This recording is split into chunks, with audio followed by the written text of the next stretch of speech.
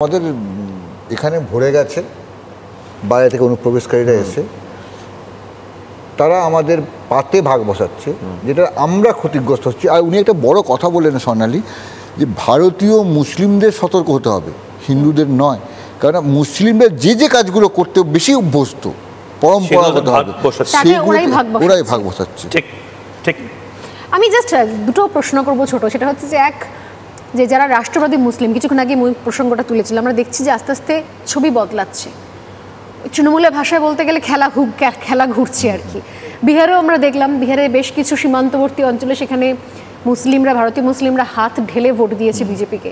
পশ্চিমবঙ্গের ক্ষেত্রেও আগে সিচুয়েশন নেই, এমনকি কিছু রাষ্ট্রবাদী মুসলিম দেখছে সরাসরি তারা বিজেপি সরকারকে সাপোর্ট করছে, নরেন্দ্র মোদীর কথা বলছেন। কিছু ক্ষেত্রে তারা তৃণমূলকে সাপোর্ট করছে না, কিন্তু অন্য কোনো ছোট দল সেখানে গিয়ে নাম লেখাচ্ছে, তৃণমূলকে আর সমর্থন করছে না, বলছে তৃণমূল আমাদের বোকা বানিয়েছে। এরা কি মনে হচ্ছে যে এই মুহূর্তে এদেরকেও সঙ্গে নিয়ে আপনাদের পরবর্তী এগিয়ে যাওয়াটা আরো বেশি অনায়াস? অবশ্যই এরা জায়গা পাবেন। উপাসনা পদ্ধতি যাই হোক না কেন, তারা ভারতীয়, প্রত্যেক ভারতীয়কে নিয়েই এগোতে হবে। উপাসনা পদ্ধতি তার যদি ইসলাম হয় তো সে ভারতীয় নয়, তো অবশ্যই তাকে নিয়ে এগোতে হবে। আরএসএস এর এদের জন্য জায়গা রয়েছে, নিশ্চয়ই তাই, অবশ্যই তাই।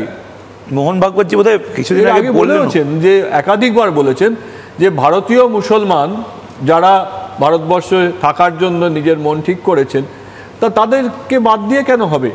কিন্তু বড় যে গন্ডগোলের জায়গা, যে যার নুইসেন্স ভ্যালু তাকেই সংবাদ মাধ্যম দেখায়।